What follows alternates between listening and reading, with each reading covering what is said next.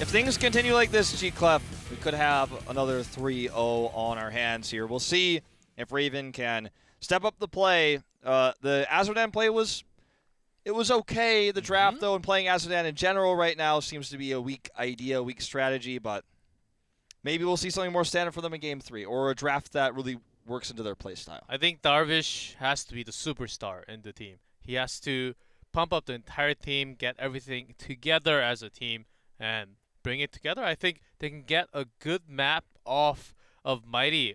Not likely we're going to see a reverse sweep happening tonight, but I think they can get a map off. The game number 2 was not even so perfect coming out from Mighty. I feel like they had some chances. They were into some choke points, and Raven, knowing that, they turned things around. They actually won a pretty good team fight. If they are able to do that several times, they can take off win. Could happen, man. I mean, I like to see them do a dive comp. They could somehow get a melee assassin or like a Greymane, the Tyrael, and a Tassadar. Like Darvish's most famous hero for most of his career was the Tassadar, right? So you get all these things together, and you have a comp. You play aggressively, which is Raven style. You dive, and you make the fights work. Without that, I worry. Surprised to see a smaller map chosen here by Mighty. I thought they were going to continue the trend of picking larger maps to out-rotate their opponents, but they go straight into Spider. We might see another Joker ETC game. That's right, and this... We may actually... Okay, let me hold on to this. We may actually see another Cho'Gao coming in, or the old Fnatic EU comp coming out from Mighty. They chose, I believe they chose Chromie on this battleground last time. Let's see what we have from both teams holding it after the short break. Going into Spider Queens. First ban, obviously, to Raven. And we'll see what they want to prioritize here. The last two, they had first ban. They went for the Genji first pick in Game 2 when Uther was banned, and they had Uther when Illidan was banned. And they banned the Chromie. So we've seen a lot of Chromie on this map. And so this is not a shocker.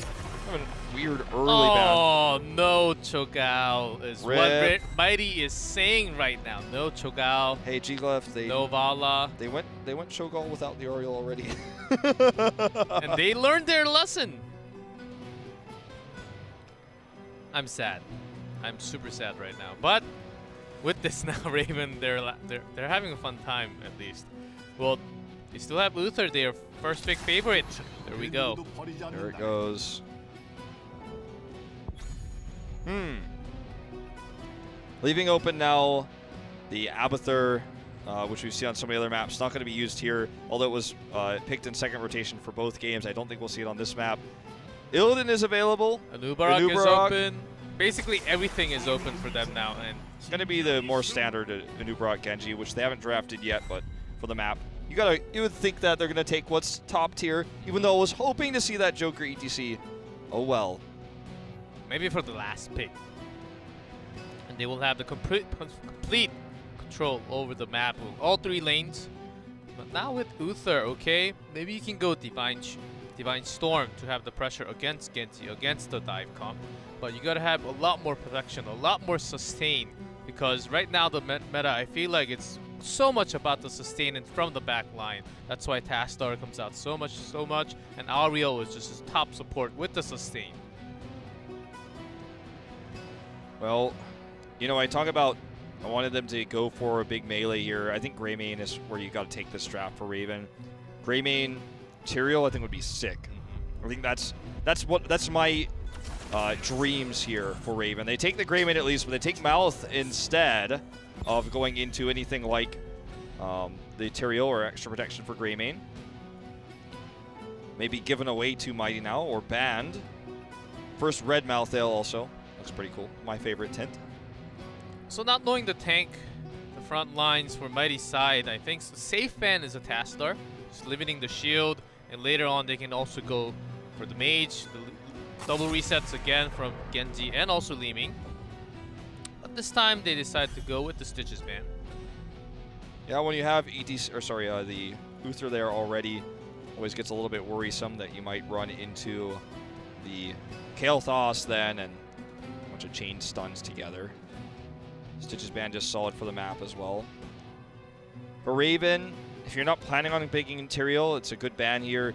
The Rhaegar ban for wave clear, also really strong. Those are really the big two, I'd say. Can remove DPS if that's something you're worried about, if you think that Li Ming is going to come into this map with a Genji and you don't want to deal with that. That's really a stylistic choice right now for Raven. There's no set perfect ban here. And in this meta, with so many heroes playable and so many heroes are meta right now, you really just kind of have the pick of the litter. In the past, we might have even seen a Nazebo ban here. But it's going to even be the Kael'thas now over the Li Ming for the poke, for the denial of the gem turn-ins. Also can clear the wave pretty quickly. And when you have a dive comp onto the other side, when you try to dive in and when you go up in the air, get bursted down, then that's something you want to limit out from the draft on the other side. So banning out Kael'thas seems pretty smart from Raven. The Kael'thas pick is really good on this map because you're rotating between the lanes very quickly. The old ETC Kael'thas you used to see on this map all the time back in 2016. And you have poke for convection stacks, which is now the meta way of playing the game, so you get the convection stacks. Rainer! That's not what I thought we were going to see. I thought maybe that was a misclick. Nah, it's definitely real, but... Hyperion is coming. And it's going to be Johanna immediately for the nice blinds, the counter to Rhaegar, or sorry, to Rainer here. Rainer, Rhaegar. They're not cray-cray, they ray-ray. Can't believe I just said those words. Here we go, Jimmy Raynor in the house. Stukov will also be joining the Nexus. Well, I mean, it's it's StarCraft week, right? With Stukov remastered. Lots of announcements, man. I'm very excited. And this last pick, though. Lunara. They needed some range. I thought Greymane was enough, but they are bringing more damage. Maybe they're thinking the blind with Johanna and the front line is enough. But Uther healing every one of them. I thought we might have seen a more standard final pick here, like a Tassadar for the wave clear, for the extra protection on Greymane. Lunara has still got really good wave clear. Very squishy, though, and very vulnerable to a Nubrok play. If Uther gets cocooned, the entire fight can be destroyed by Mighty. Raynor is going to do so much damage, and they're going to take Tassadar themselves. So they're going to have the extra protection for Genji, so he's going to be able to do some big Dragon Blade damage. It's all about the cocoon. If cocoon goes onto Uther, I think this fight can almost never be won for Raven. No Divine Shield, and also Raynor's range is so far away that Malthael can't even get close to him at all. I think that's a very good draft against Raven right now. Yeah. Also, the lack of a second tank here limits the amount of value Malthael will get with his trait, his percentage-based damage coming in. Looks like Raven's all smiles. They're very happy with the draft here. Maybe they think we've got it good against the Raynor. It looks like Mighty's the one that looks a little bit sad, but we'll see if they can close the series out with this unusual pick in game number 3.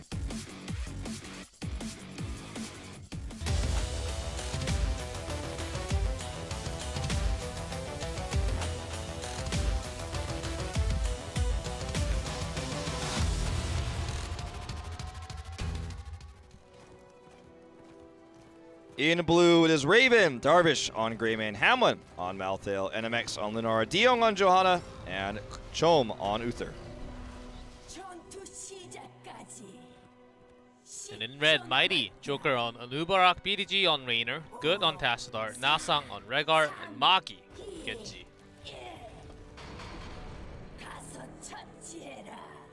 Well, it's come down to this. We've seen a lot of weird picks this week, G-Clef, but Raynor might take the cake. It's going to be seasoned marksman, obviously, and you can rotate between lanes very quickly and get those stacks. BDG on the hero. Probably his first game on Raynor ever, career.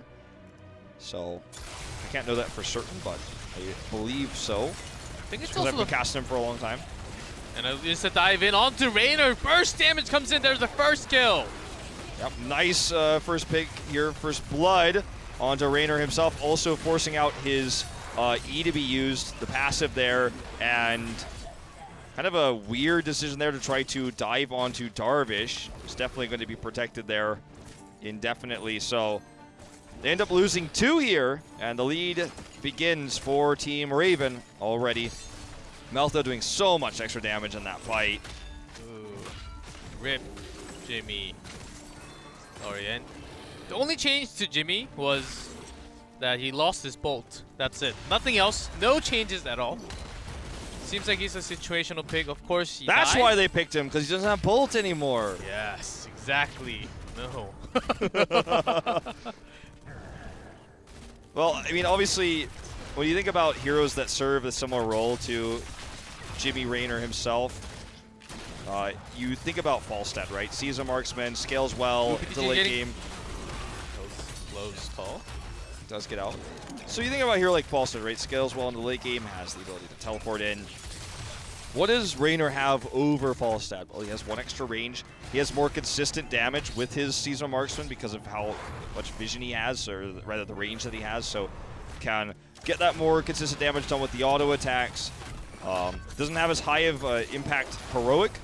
We'll probably see Hyperion. We might see Raynor's Raiders. I'm not really sure because I can't really tell you guys why he's even picked the Raynor here over the Falstad, or any other more normal DPS here, even potentially a Li Ming. But he wants to play the hero. He's got his own reasons. Now we're going to find out if it's good enough to win this. Hamlin gets ganked here, will be taken out in the bot lane. Down there solo. I think it's mostly for the range that he has. He can outrange basically the entire team except for Lunara a little bit. And he's been losing the 1v1 Lunara somewhat. Not in this case, though, yeah. Well, I mean, he outranges everybody just because of how Heroes of the Storm works. I know a lot of people don't know this, but basically every hero has the same basic range, and Raynor has 1 more than that. That's his passive, That's his passive, so he can help against Malthael as well, because Malthael does have to get into melee range to get the maximum value from his trait to do those attacks, or has to get in and use a really slow E, that skill shot that's very, very slow, so BDG can kind of poke at the Malthael. But it's not like he's fighting him in a soul lane or anything like that. I'm just really theory crafting here as to why you would have picked the Raynor.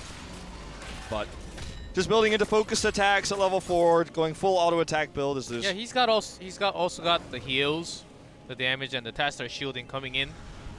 So I think he's very safe. He even has his own heals for himself, and with the range later on, if he gets a lot more free damage from the back line, when the Nara cannot have the free damage. The only problem, though, is that Johanna is on the other side. That line will limit his damage somewhat during the team fight. That's why it was locked in so quickly afterwards. The lifesteal that he gets with Tastar here too is something that we can't really forget to talk about. He functions very similar to auto attack Vala, I guess you could say. Less mobility, but the extra sustained healing that he's going to have. He does more damage per auto, doesn't have the same attack speed. And we're going to see the dive in here onto Darvish. He will get away. Moggy wants to dive in to chase him. Going to decide better of it this time, not the level 1 fight we saw earlier. And Jim's carried an advantage actually to Raven currently. And this is anyone's turn in right now. Could be. So we'll see how this one plays out. There's the blind, limiting the damage, but actually, seems like Hamlin got the turn in at the very end, but it'll cost him his life. There's the pick. And see how well they deal with this. No Hyperion yet for Raynor. A decent amount of wave clear with the Tastar, can shield and drop down the Psy Storm. Raynor's got decent wave clear, not from AoE, but just does his attack so quickly. His Q's, it's all right. Can kill the Web Weavers when they're in range very easily. See how impactful this one ends up being with the low death timer of Hamlin. I'm not too worried about him. He's going to be back in the fight very, very soon.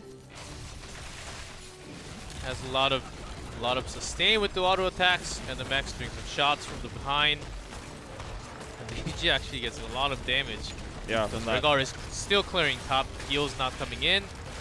Actually, Hamlin gets the kill from the side. And now this could be more. Mighty really aggressively trying to defend here. Moggy finds himself in trouble, gets stunned there by the Condemn. He's going to go down. Not entirely sure why he committed so hard to diving in there, down a man with Rhaegar in the top lane. Some poor communication here from Mighty. Either way, they lose a few gems from this, but they maintain most of them. But a massive lead in gem possession right now, 42-35 after 55 turn-ins. So when you add up the gems that Raven has been able to hold on to here, it's much better. I like the Diong on the Johanna. He's played it a lot in his career, and he's going to be able to delay turn-ins with this as well. Ooh, this is risky by Darvish. There is the rotation down from Hamlin, but also coming in from BDG.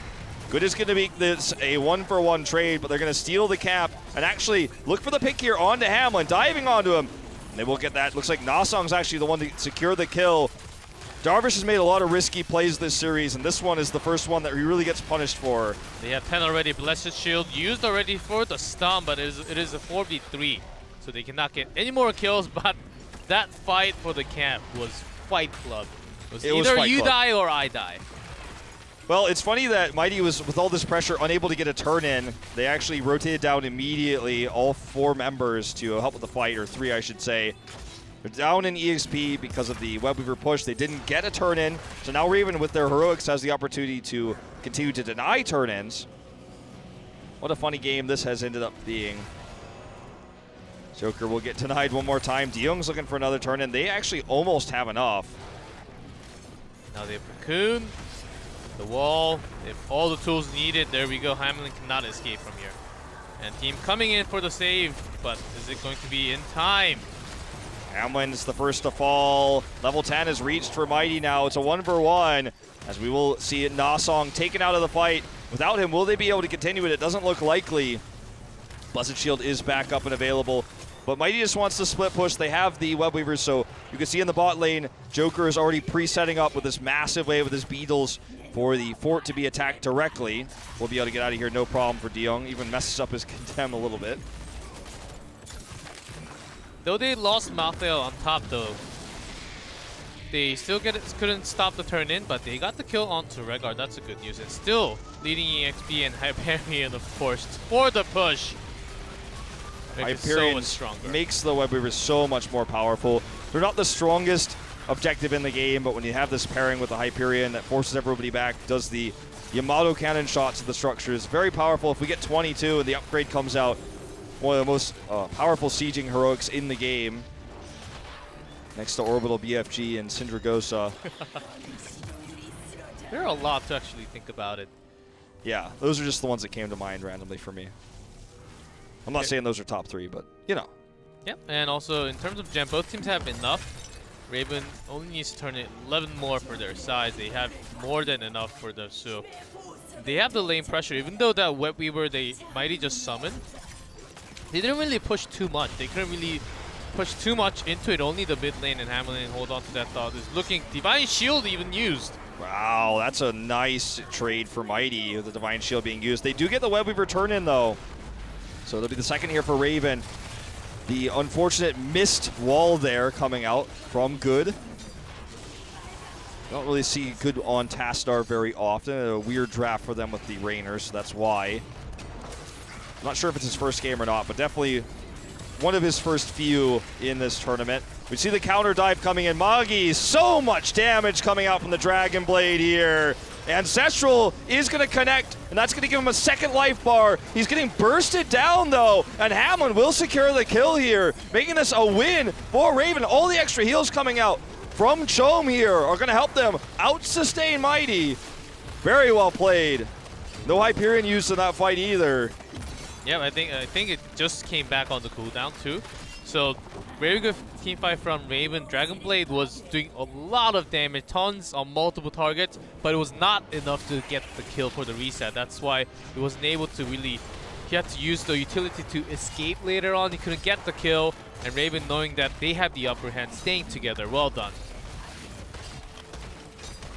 Hamlin's Malthael was pretty stealthy, sneaky too. Yeah. Just gonna say, let's get some another fort because the deaths were at such a bad time, poor timing for Mighty. So now they have the structure lead, 6 forts to 3. They could snowball this game for sure. But yeah, I have to give Hamlin props for his Malthael play so far. Been able to find these kills, these picks. I think the thing to really point out is his I can't think of the name of it right now randomly, but his W usage, like he knows the target to dive on every time. He's very patient with it. And then surprises Mighty. I feel like in this case, they just forgot that he didn't use it. Nice escape here from Mighty. They do get the turn-ins. This is blow for turn-ins. So many web weavers in this game. Very back and forth for objectives. We'll see if Mighty can do what Raven was able to accomplish. 3 forts is going to be a tall order. They're going to have to win a fight in order to make that happen. They're looking for one right now. BDG putting the damage off onto Diong. They're not going to... Looks like they want to go dive in. Tastar is not here. This is a 4v5, making this web weaver push a little bit more effective. They want to buy time because their lanes are pressured onto top and bottom. Oh, they're going to commit 5-man. Nope. Tastar stays down. Looks like he was coming in. So 4-man in mid. Tastar is going to stay there for the extra soak going down the bot lane. That's why he is there. So the web weaver, as it expires mid, we see the 4-man rotate top. And they're looking for the triple fort here. Tastar comes up too, actually. It's going to be the 5. They dive in. Divine Shield, though, used onto Hamlin, getting the maximum amount of damage out of his Tormented Souls here. But it's not enough damage. He's going to fall, it looks like. Just barely does not survive. Nasong is the target, though, as NMX comes in. He gets the Ancestral up. Doesn't actually end up dying here. The Dragon Blade value is massive here, G-Clef. That's right, and Luther was cocooned from the beginning. They could not get the heals coming out, and it's going towards Mighty. Looking for another kill. No, he's not going to dive in all the way in, but Luther seems like he's going to fall too, and he does. Magi dives over the wall here, looking for the pick on the Darvish. Doesn't happen, doesn't have deflect available, looks like, to try to use those shots to guarantee the kill.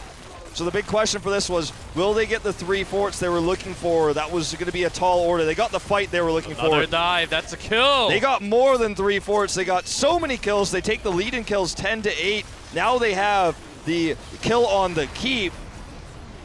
So do they get 3 forts? No, they got 2 forts and a keep. And they're not done yet. Joker's going in. He's out of mana. This is a risky proposition, but they get it. All the damage coming out. Cocoon and... Oh my, Diong's going to have a hard time. Also, the only one, you just leave the tank. Do not focus the tank, but kill everything else. And Cocoon, Uther. That's all you need to do. No heals coming out in the front line ever. I know Malthael, you can 1v5 with your ult. Heroic used later on, but after that's over, after a few seconds, you can also die very quickly. Yeah. Well, BDG is going to split push over here to get more stacks. Uses Hyperion even just to secure the kill. We don't really talk about Raynor like he's a specialist, but his W, his Inspire, pushes minion waves really fast because he gives them attack speed. So that's one way to push a lane. Just gets that fort, pushing them closer to level 20. And also prepping for this next web weaver, which is going to go directly now to the keep wall, not having to deal with that fort. He's going to have his Hyperion up in 60 seconds. By that time, they're going to be a lot closer to 20. Raven needs to play this passively. If they get wiped again with overextensions or overcommitments to Malthael diving in for the Tormented Souls, they will lose the game if they lose this fight. So they need to play passively, defensively here, look for an opportunity. It's very unfortunate. It's very tough to play that way. When you're already a keep down, the web weaver in the middle is so difficult to deal with, but diving in now would be rash, I'd say, especially with his composition. Malthael needs to find the perfect opportunity, not a decent one. Yeah, not yet, and Nana gets caught, gets cleansed, leaps over for the survival, but and Hamlin dives in for the time being, but here comes the Dragon Blade for the damage. Oh, but shut down! Blinded there and pulled in with the Condemn. Got shut down there. Good targeting, just totally knocking him out of the fight. That was very well played. No invulnerability on the side of Mighty. The Ancestral this time wasn't quick enough. And they save the keep, actually. The keep survives. That's Genji. That's what I always find from all the Genji. When there's a chance, go all in, and it's either hit or miss oftentimes. Well, that was definitely on the miss side of things, but it was, I feel like not a mistake by him, but really good coordinated targeting coming out from Raven. Had we saw the really fast Nasong Ancestral, we've been seeing a lot of that tonight, especially in this game. We've seen so many incredible Ancestrals. Sometimes it looked stupid because, like, well, why is he Ancestraling here? The other guy's not dead, but it was just a safe way to play it in the moment. This time he was a little bit more greedy with his Ancestral and didn't get it in time because they didn't expect that perfect coordination there from Raven to target him out of the fight. So web weaver now for Raven. This push is going to go directly to all the keep walls, but the waves are kind of pushed against Raven. So it's going to be tough for them to find massive value. And also during this, Mighty will hit 20. So caution is still important because, again, with a team wipe, Mighty wins the game regardless of the objective. Yep, that's right. And with these Web Weavers will loosen the pressures onto all lanes, especially at the top. And the mid, of course, without the keep. So you have to push all the way in, try to get as many structures as possible because they also have to catch up in EXP. And Mighty will be hitting that 20 very soon. Big cocktail damage coming out here. He's got the cooldown reduction for that too, so gonna have another one in just a second. Mighty needs to eventually figure out a way to approach this. They don't want to get sieged down. So with Lunara and Greymane, the siege is real on the side of Raven. Look at that, another cocktail coming out. They're just going straight into this mid keep wall. The top push is the weakest one. The bottom one is gonna start threatening soon. In fact, we already see Good rotating over to start Psy-storming that. As Raven looks like they're all spent in mid, gonna come in. Remember, Mighty's so close to 20 right now. Good force wall here. De is trapped. Has a lot of shielding though. Joanna can stall a lot of time, take a lot of damage, and Genji, right now they can't dive in. Genji is still top clearing the top Web Weaver, and they also need to kind of wait for 20. Blessed Shield comes in, it's cleansed immediately here though. Kind of a waste now, and Mighty look for the re-engage. Caught on the other side, he has to use the Divine Shield. Yeah, he has to be Divine Shielded here, and that means we see immediately down comes the Cocoon. Hamlin's already dead. Dragon Blade's up with 20 now, so it can last forever. We might just watch Magi kill this whole fight himself alone. Look, he gets a kill on the NMX. Looks like Greymane dies without his help, and De is going to be the last to fall. That's the wipe. They overextended here. They got greedy. They got punished. They wanted to go in. They wanted to use that Melthel heroic there to look for the fight. The aggressive positioning there of De as well. He lost about half of his health bar to the Giant Killer, the Executioner coming out from Rainer. This is before he had 20, but still the massive amount of damage coming over. They make the Rainer pick work. It was a long, hard-fought struggle for them through the mid-game, but the late game, they made all the better decisions. And that is going to be the core going down here. One of our longer, well-fought series by Mighty, but not the easy 3-0 they were looking for with the drafts they chose. That's right, and Raven had their chances, I feel like. They really brought the team fight sometimes together, but I think with the right practice, they can still become much better team. But today, Mighty is still the stronger team. Yeah, Raven just needs more time, I feel like, to settle into this new team environment. They don't look like they're taking a loss too hard, so can respect that for sure. As, you know, when you're the team that's at the bottom, you had to fight through promotions in the Crucible. You defended your spot. You've brought this new roster in. Expectations are always going to be pretty low for a team like Raven, so the pressure isn't that high. But, again, just like last season, I think they're going to turn on by the end once they get the coordination down. Yeah, it'll take some time, and last season it took a long time. But right now, with Darvish coming in, I think there's more flexibility in the team with the hero pool of the meta right now. And also, we saw some decent team fights coming up, so they show their potentials. And maybe in the coming weeks, they'll be a lot better when they have to face against another stronger teams. I think they'll still have a chance to get some maps off. Yeah, I think that you're absolutely right about that one. Who's your MVP, G. Clef? The last game, especially Good playing on Tassadar, he was very, very aggressive. Probably one of the most aggressive Tassadar that I've ever seen. Yeah, he's not used to playing Tassadar. He was in the front alone, and he was fighting for the camp when the enemy was coming down for him. It's crazy. But at the end, he was the one that made a crazy play with the wall. Yeah. He trapped Malthael on the other side, and that was the beginning of the disaster for Raven. So I want to give it to Good. I would give it to either Good or I think Nasong was like a silent MVP. His Ancestrals were really, really good. Protecting Genji several times there when all looked lost. Having the ability to disengage, clearing camps, having that extra wave clear, showing why Rhaegar is now super top tier with the nerfs coming in for Malfurion. So I like both picks, the Good or the Nasong pick. But Joker's ETC we saw, the Nubarak play out of him, like, there's arguments you could make for all players. Also, BDG's Genji was very flashy. He was getting lots of kills and just resetting all over, looking for more kills. Sometimes he overstepped his line, but it always comes out if you keep on playing Genji. You get so excited because you're taking all the kills, and you just press that E once more, and you go behind the wall, and you say, "Oops, sorry guys," and your chat starts firing there. Yeah, the chat's getting a little bit angry at you. But I thought, Raven, with the exception of the Cursed Hollow game, had a decent showing today. But when you hear those trumpets, you know it's time for the winner's interview. And G-Clef is here to translate for you guys. So check it out.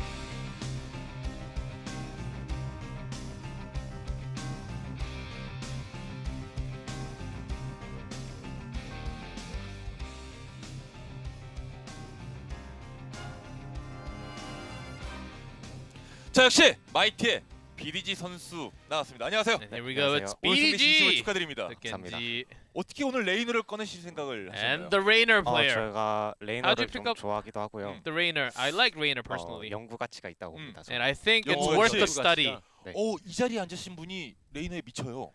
아, 진짜 The one 정말 that was 좋아요. sitting on your seat, the Marine. 그러면은 연구 He's a 가치가 crazy 있다고 guy. 하셨는데 He's 레이너가 crazy, 몇 all 티어 crazy 정도? about Rainer. 본인이 생각하기에 솔직히 1티어는 아닌데 네. Honestly, he's not 요즘 S tier 요즘 material, 딜러가 너무 쓸 게 없어요. but because 그래서 there are lots of 다른 DPS 딜러가 removed 수면 위로 올라오고 from the 있어서. middle, I think Rainer 자, is 지금 definitely 오늘 worth 승리까지 a 하게 pick. 되면 연달아 이제 3연승을 기록하게 되는데 이렇게 파죽지세로 이제 좋은 기세 타고 Of course, 있는데 with the 어떠십니까? three wins now, 너무 기분이 좋죠. 예상외로 it feels really good 승부를 너무 right 잘해서 now. 기분이 좋습니다. 이 And 상태라면 it can't be better. It feels awesome right now with winning a lot of 네. the series. 보고 있어요, 1위로. 1위로. 네. I think we can 네, be the 근데 first 이제 place. 첫 번째 경기에서 상대방이 마지막에 초가를 꺼냈잖아요. 네. And 네, they brought 이전 Cho'Gao against 경기에서도 you guys today. 초갈이 자주 나왔었고, 네. 네, 초갈에 대해서 Even yesterday we had some 마이티가 Cho'Gaos. 어떻게 생각하는지. How do you guys actually see Cho'Gao 초가를 in the 써보진 meta? 않았는데 굉장히 좋은 픽이라고 보고 있어요, 저는. We also, and I also think 상대팀에서 Cho'Gao is a 대처를 pretty good 잘못하면 pick. 완전히 너무 센 픽이라 초갈이. 네. With the right team 약간 comp, 모든 영웅을 Cho'Gao can 다 be 수학해 very, 보시는 건 very 아니죠? strong and 네, powerful. 그건 아니고요. 레이너가 네. 2티어다라는 거에 네. 대해서 많은 분들이 좀 반발하실 수도 있거든요. 제 주관적인 네. It's my 의견으로는 personal 이렇게 thing, Rainer. 오. I think Rainer 자, is 이제 다음 주면 이제 강팀이 Not 이제 the top, MVP but right 블랙하고 이제 below the top 경기를 펼치게 heroes. 되는데 네. 어떻게 좀 어떤 식으로 좀 선수들하고 좀 약간 브리핑이나 좀 이런 거 하고 계신가요? Are you guys doing the shot 전략이라든지. calls, all the strategy together in the 전략은 team? 계속 얘기가 나오고 있는데 우선은 연습을 열심히 하고 있습니다. We do a lot of practicing, a lot of practicing, but we're talking in the team to come up with all the strategies. 할 말만. 자, 그러면 이제 마이티 팬들 분들에게 이제 하고 싶은 말씀을 하신다면요. You want to have any last shout-outs to your 생각보다 fans? 저희 팀을 응원해 주시는 분이 많은데 There are 너무 actually a lot of fans, and we're very thankful for all your supports, 노력하겠습니다. and we will do our best to have 자, the 오늘 best 말씀 result. 감사하고 승리 진심으로 축하드리겠습니다. BDG 선수. 감사합니다. 네. 자, 다음 경기에서 더욱더 멋진 모습 보여주시기 바라겠습니다. 자, Seems 오늘은 like 이제 that's the 오늘 두 end of 번째 the 경기 interview 결과 확인해 보도록 with 하겠습니다. BDG, and of course, Whitey Mighty winning 3-0 today. Here's the result. Yeah, a pretty quick interview there. Quick series, too. It's pretty early in the evening here. I know a lot of people come and check out the stream while they're waiting for EU. You got a long wait ahead of you now with us finishing at 9:30 KST, but 2 3-0s today. The first one a little bit more surprising than the second one, but Mighty, perhaps they can repeat their top 3 performance. They're looking really good. We're going to take a look at our standings here in just a moment to show you where they are. And because they defeated MVP Miracle, and I think with the upcoming matches, with a lot of the dominant wins, this time, finally, maybe this is their time to go abroad. Yeah, and it go could on be. They the could be the airplane. first. Maybe even go to BlizzCon. Who knows? Yeah, they could be the first ones to travel that aren't the top tier, right? Since L5, we haven't had a lesser-known Korean team travel abroad, so it's kind of the same rosters over and over and over again. Mighty would be pretty huge to see them overseas. So they do take second place with this. Obviously, LV Black and L5 haven't played their second matches. That will happen later on, but once they do, you'll get a better picture. Raven at the bottom again this season so far. They did take the 1 win. They are otherwise 0-3. See if they can step it up. RRR has another shot at taking one of the easier teams, I guess you could say, in Blossom. Definitely one of their less challenging matches. Tomorrow is crazy. Will be the match with the lower 2 and possibly the top 2 or the middle 2. Who knows? But